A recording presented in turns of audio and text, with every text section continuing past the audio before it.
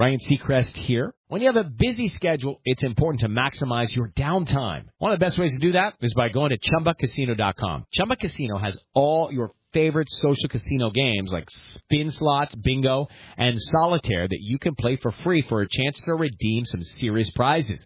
So hop on to ChumbaCasino.com now and live the Chumba life. Sponsored by Chumba Casino. No purchase necessary. VGW Group. Void where prohibited by law. 18 plus. Terms and conditions apply. Kroger Delivery has one mission: to deliver the freshest food right to your door. That's why our drivers are pros. Our trucks are refrigerated. And when it comes to low prices, we always deliver. With $20 off your first order of $75 or more, there's no better time to get in on the action. Mission accomplished. Restrictions apply. See site for details. Now, don't go away, because next on CBS Radio's Comedy Time are those two zany characters of many characters, Bob and Ray.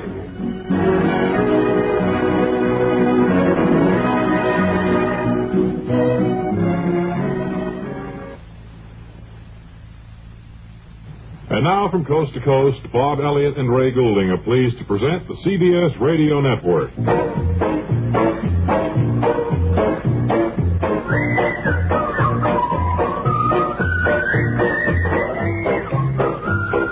And hello again, everybody. It's a very pleasant day here at the Bob and Ray studio. The audience seems to be in control of itself, and which is unusual for the audience that has been frequenting this program of recent date. They liked our warm down today too.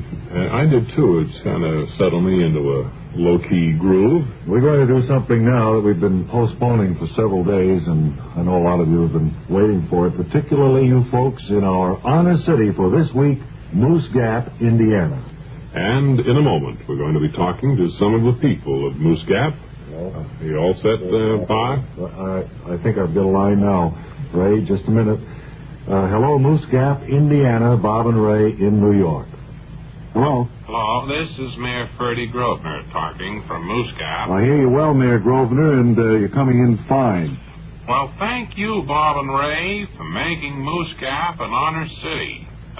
Sid got the news at the telegraph office yesterday, and we're glad you made us an honor city. Well, that's right, Mayor Grosvenor. I might tell you that it was close. We had great difficulty deciding between Moose Gap and Clappertown, which is about 12 miles up the road, I guess you know. Well, thank you, Bob and Ray, for not picking Clappertown as honor city, as they would hardly know what to do with the honor. Mayor Grosvenor, did you know that we had a Bob and Ray honor city scout in your area last month? Did you know Moose Gap was being looked over?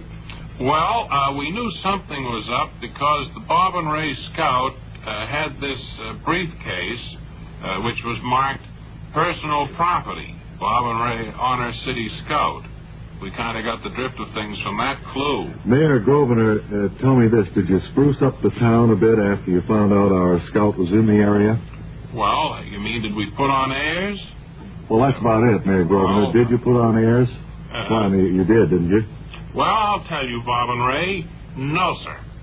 We did not put on airs for your scout to see. Mayor, since we're not going to get the truth from you, I think I'd like to talk to some of the other residents of Moose Gap to congratulate them. Well, thanks again, Bob and Ray, for making us an honor city. And I can only repeat, what your scout seen was the straight goods. He was looking at Moose Gap the way it was yesterday and the way it will be for a good many tomorrows. Now, that's straight stuff, fellas. Sure it is. Now, can I talk to... Wait a minute, Bob Ray. I think Hilda Nostrin wants to say a few words. All right. Hello? Hilda? Hello, Bob and Ray? Yes? Say, I'd like to thank you for making Moose Gap an honor city and not Clappertown. Well, if we've been instrumental in putting Moose Gap on the map by making it an honor city, we're certainly... Oh, well, we've been on the map a long time.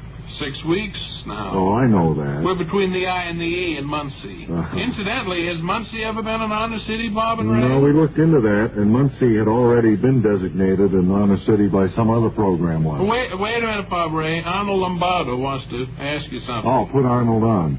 Did you tell Mrs. Nostrand that Muncie was once an honor city? Yes, I did, Arnold. I think I heard about it on the air one night, Bob and Ray. Incidentally, while all this is pretty exciting, I'd like to say that I've lived through it before. Oh? I lived in Cleveland when it was named an honor city. Well, I guess then this is kind of old stuff to you, Mr. Lombardo. It's still a pretty good thrill. And Bob and Ray, if you ever decide to name Clappertown an honor city, let us know. There's a bunch of us here that'd like to be there when it happens, okay? Well, we'll let you know, Mr. Arnold Lombardo, and goodbye, sir. And that's how things are today in this week's Honor City, Moose Gap, Indiana. And our thanks to all the good people out there for contributing to what was probably an unusual broadcast. As you recall, yesterday we made mention of the fact that the Bob and Ray Company annual picnic is to be held at Pine Grove State Park this coming Friday. And we also mentioned that our good friend Wally Ballou would be doing a live broadcast from there describing all the activities that attend one of these things before the actual picnic is underway. So with that introduction then, we'd like to take you to Pine Grove State Park and the voice of Wally Ballou. Here's Ballou at Pine Grove State Park here in New York, where preparations are rapidly coming to a big finish here for the Bob and Ray Company outing this Friday, July 31st. About 15 feet to the right of me, in a very beautiful grove of pine trees, the head bakeout master is digging the pit for the clams. Mr. Joe Kelly. I wonder, Mr. Kelly, could I interrupt your work just a minute there and have a word or two with you? Yes, I'll just put the shovel down and climb up. You've dug down there about 4 feet. How much more will there be to dig for this clam pit? Well, it could vary. It could go down to 6.5 feet if I want, or it could leave it at 4 if I get enough seaweed. How many people are they planning to feed at the outing? Is there any idea of that at this point? Well, I don't know much about that. I just have my plans to go on, and they said to dig, a clam pit for the clam bake. You've conducted many of these clam bakes before. Oh, yes. There'll certainly be food enough for everyone. Thanks, Joe, and have fun on Friday. It's a beautiful spot that has been picked for the outing. A yearly affair among the Bob and Ray employees. One that they look forward to Make life miserable for a good many months prior to the... I'm going to get down back in a hole. Do you want to ask me any more questions? I've finished with you. I was going to just give a little background color on the talent which has been arriving here ever since Sunday. Over to the far end of the grove, a stage has been built, or it's in the process of being built. It's almost finished. You may be able to hear one of the great acts which will be appearing Friday. The flamenco dancing group. I think it's half of the Cabot brothers who's here. Yes, it's just one of the Cabot brothers running through his little dance routine there. I think Bob and Ray have mentioned. Hey, buddy, the other. would you throw down that stick, please? Oh, yes, Joe. Thank you very much. I think they have mentioned some of the other talent which will be taking part in the entertainment portion of the festivities. Now I see a truck arriving, probably with more of the articles needed to make this outing the success it is.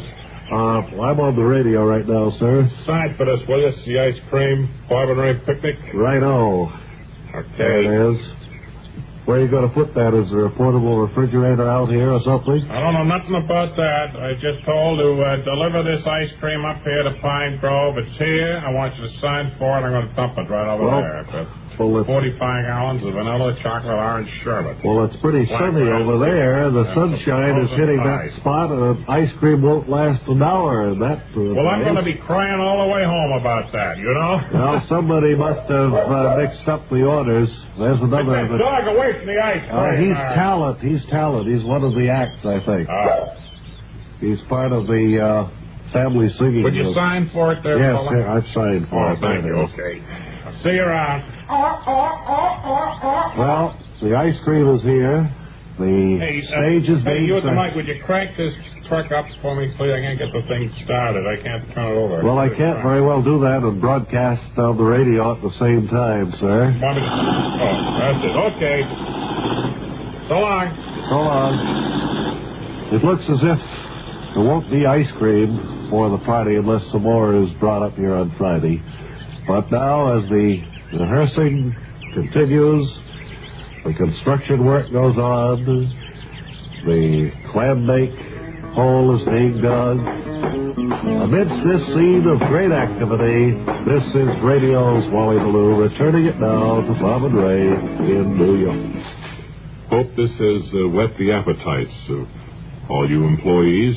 I can't wait for this Friday myself. I always get a big kick out of seeing The only thing I'm afraid of is that it might make you folks who are ineligible to attend a little bit jealous of the Bob and Ray employees, which, to be perfectly honest with you, is a little bit what we had in mind. No, don't like to rub it in or anything like that.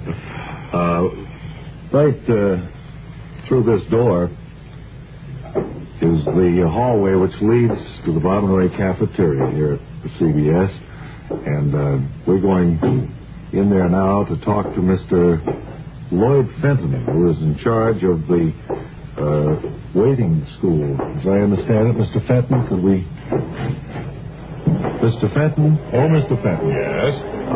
We thought maybe you could tell us a little bit about what's going on in here today. Well, I'm glad you could make it over here, Bob. I wanted you to see the unique operation that we've got going here. You might say it looks just about like a restaurant, even to the people seated at the tables down there. Those patrons are volunteer students. We feel that a would-be waiter can learn quite a bit just being waited on by the other student waiters. I see a student waiter approaching a table now, Mr. Fenton. Is he being observed by a member of the faculty right here? Yes, our master is in the observation room.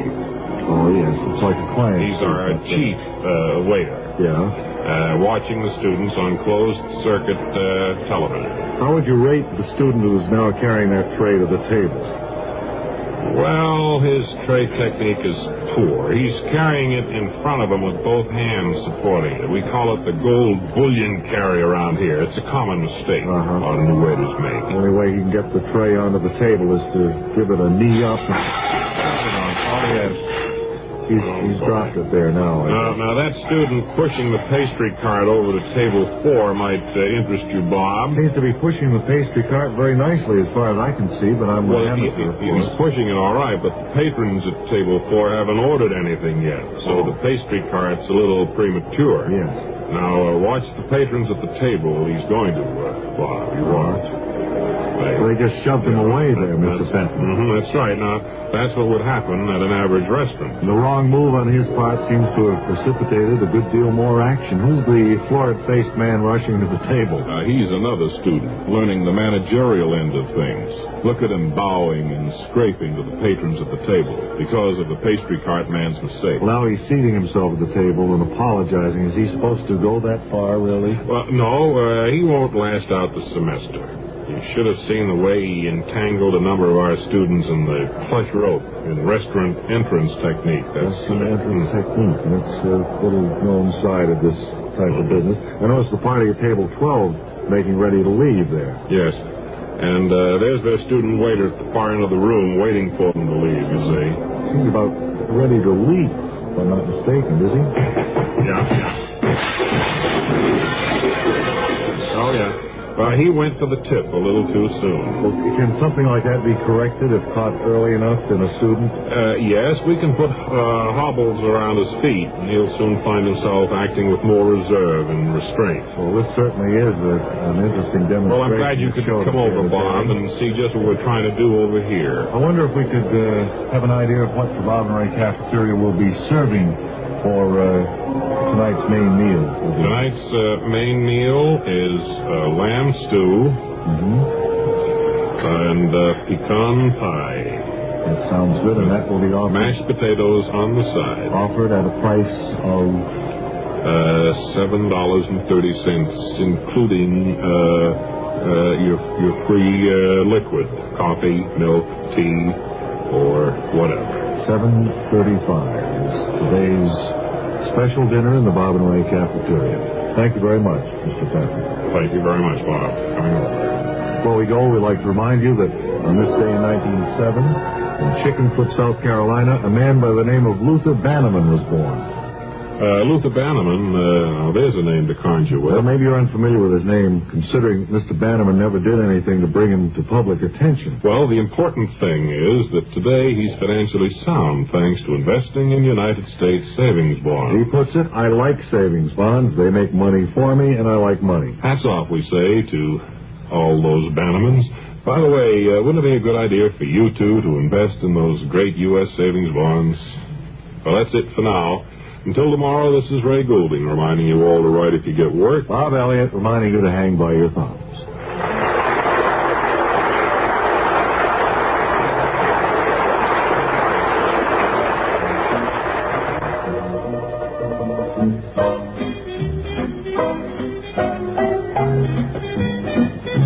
This is the CBS. It is Ryan Seacrest here. There was a recent social media trend which consisted of flying on a plane with no music, no movies, no entertainment. But a better trend would be going to ChumbaCasino.com. It's like having a mini social casino in your pocket. Chumba Casino has over 100 online casino-style games, all absolutely free. It's the most fun you can have online and on a plane. So grab your free welcome bonus now at ChumbaCasino.com. Sponsored by Chumba Casino. No purchase necessary. VGW Group. Void where prohibited by law. 18 plus. Terms and conditions apply. The Avengers radio series, a cultural phenomenon in South Africa back in the 1970s. South Africa was a country with no national television service. It wasn't until 1976 that the country would get its first taste of television broadcasts. But before that, radio was the primary medium of entertainment and information for the masses. This was the context when The Avengers, a British spy-fi series, made its debut on South African radio and became a cultural phenomenon. The Avengers was a British television series that originally aired from 1961 to 1969. The show revolved around the adventures of John Steed, a suave and sophisticated secret agent, and his various female associates. The series was a unique blend of traditional spy thriller elements with science fiction and fantasy, which set it apart from other shows of its time. While the series was hugely popular in the UK and had also made a significant impact in the American markets, being one of the rare British series given a network transmission slot, it was virtually unknown in South Africa. This was primarily due to the lack of a national television service in the country until 1976. However, as a film series, The Avengers was able to gain some exposure in South Africa through film rentals. But it was the launch of the radio series that truly brought The Avengers to the masses in South Africa. Come and listen at www.myclassicradio.net.